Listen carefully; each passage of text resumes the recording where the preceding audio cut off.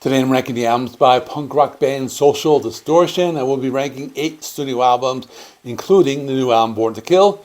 This will be a worst to best format, and I am ranking these albums as a newcomer to the band. I just started listening to them about a week before the new album came out, and since then I have listened to each album a few times, so there will not be any nostalgia bias in this ranking. And also, let me say all their albums are very good, so the one I rank last will not necessarily be a bad album. It will just be my least favorite. Please put your rankings in the comments section so we can all see how we compare. Let's get into it.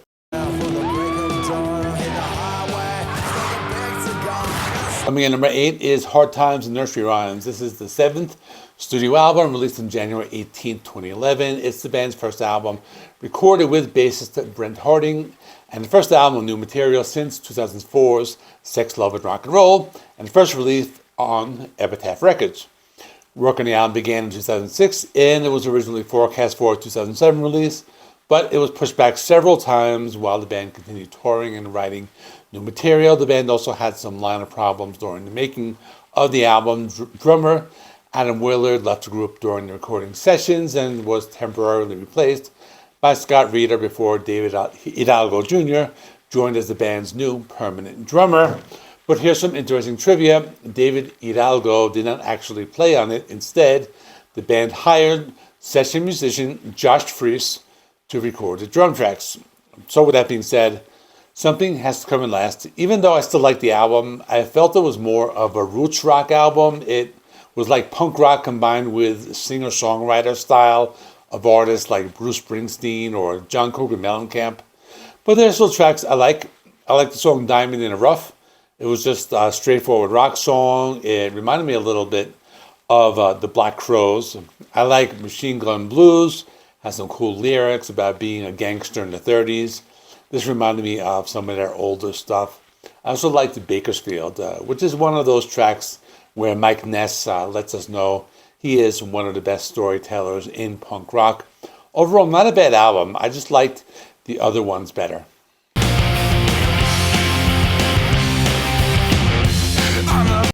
Coming in number 7 is Sex, Love, and Rock and Roll.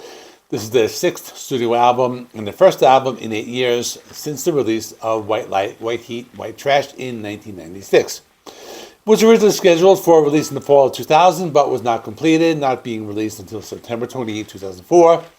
This is Social Distortion's first album to feature guitarist Johnny Wickersham, following the death of Dennis Darnell in February 2000. His name is pronounced actually Dennis Darnell, so I'm just to correct that. And the opening track, Reach for the Sky, was released as a single in late 2004, becoming one of the band's biggest hits. Mike Ness also released a few solo albums during that 8-year period, and the band didn't release an album during that time. But at first, I thought this was going to come in last, but it has grown on me a little. And it starts off strong with the track Reach for the Sky. It has that classic Social Distortion sound, but a little bit of that cowpunk sound. I also like the lyrics. They tell the story when Mike Ness was younger. I also liked Footprints on My Ceiling that had that cowpunk sound. I like the Johnny Cash style guitar riffs. And I like Nickels and Dimes that has some pretty fun lyrics about being a hustler. It's another really good album, and there are just, I like it a lot, just I like the other ones better.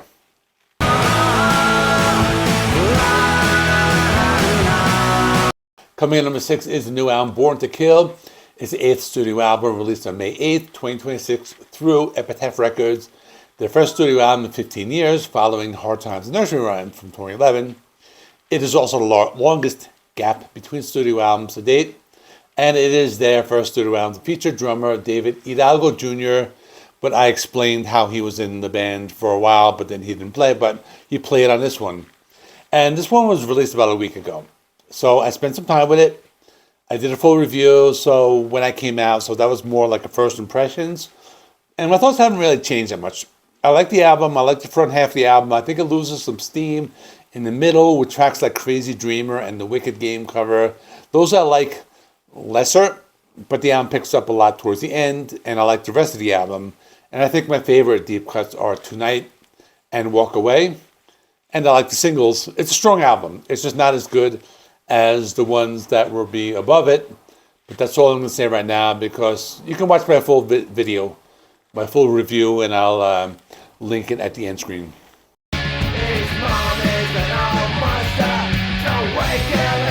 Coming in number 5 is Going Back to the Beginning of Mommy's Little Monster, their debut studio album released in 1983 through 13th Floor Records. It's the only album that featured bassist Brent Lyles and drummer Derek O'Brien, and they were both out of the band in early 1984, and they were replaced by John Maurer and Chris Reese, respectively. And it's different from many of the other albums. It's more of a straightforward punk rock sound. You hear the Sex Pistols influence on the album. Mike Ness has a slight British accent in his vocals, but with that being said, it's still a very good album. Has some great tracks like the album opener called The Creeps. This is a very angry and energetic punk rock song. There's a track, It Wasn't a Pretty Picture, has some cool bass guitar and cool lead guitar playing. My favorite track on the album is the title track, and it was the catchiest song on the album. It reminded me a lot of classic punk rock from the 70s. The last track of the album, Moral Threat, is also pretty cool, has a very raw guitar sound with a lot of feedback. This was another one that had a classic punk rock sound. Overall, it's a very good debut, but I thought they released a few better albums later on. But if you like the old school punk rock sound, it's a good place to go, and it's just a good album to check out. But there will be another like old school punk rock album which will be higher on the list that came out later in the 90s.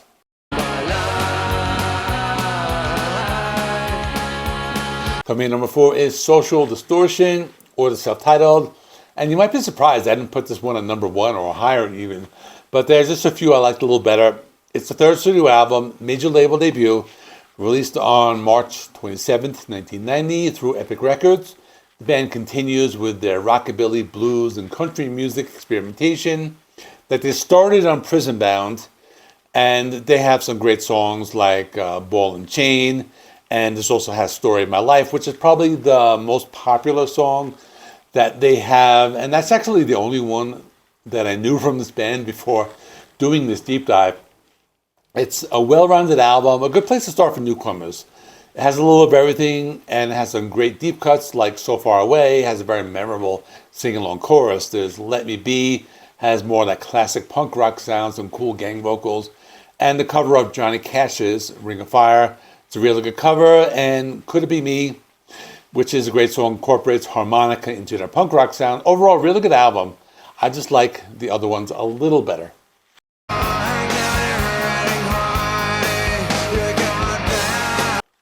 And number 3 is Somewhere Between Heaven and Hell. It's the 4th studio album released on February 11th, 1992. Follow-up to their successful self-titled album, and has their highest charting single, Bad Luck, which peaked number 2 on the Modern Rock Tracks chart. This one sounds similar to that self-titled. There's a lot of variety on the album. Has some cowpunk, old school punk, more rock-sounding tracks. This one is a really good opening track with Cold Feelings. The song has an old school punk rock sound. There is Making Believe. Sounds like classic rock and roll. Think of like Elvis Presley goes punk. Born to Lose is a great song where Mike Ness talks about his childhood. Bye Bye Baby is a good track. Has more of a classic punk sound. And there is 99 to Life, which has a nice mix of outlaw country and punk rock. Overall, I like it slightly better than the self-titled in my opinion, but those two are very close.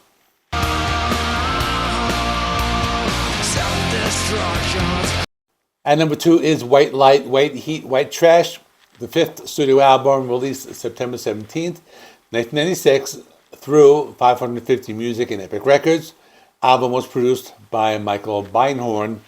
On the album, Mike Ness wanted to go back to the band's roots, so has a sound closer to their debut, which is just pure punk rock, so there's not much of a rock and roll or rockabilly sound in the album. It's a really good album. I think it sometimes gets overlooked. Starts off with Dear Lover, which sounds like a letter written to someone who broke your heart. This has that old school punk rock sound. Don't Drag Me Down is some classic punk rock with fast rhythm and hard driving bass guitar in the intro. Then the track I Was Wrong, which is probably the most memorable song on the album, has one of the catchiest choruses of any of the songs on any album. And there is Through These Eyes, that brings back more of that old school punk rock sound. This is one of my other favorites, and I like the song When the Angels Sing, which is a song about having faith when things go wrong. I think the only negative I have with this album is the cover of Under My Thumb, originally by the Rolling Stones. It's okay, but it appears right at the end of the album, so it doesn't really like throw off the rhythm of the album. But overall, I think it's one of their best albums. It has a classic punk rock sound and it has really great songwriting. Freedom of expression or action, like Johnny says, I walk the line. But that's not my number one. This might be a surprise, but my number one is Prison Bound, the second studio album released in 1988. First album with bass guitarist John Maurer and drummer Christopher Reese. And this one has the punk rock sound of the band's first album, Mommy's Little Monster, but they add the influences of country music and blues rock. So this is the start of that cowpunk sound.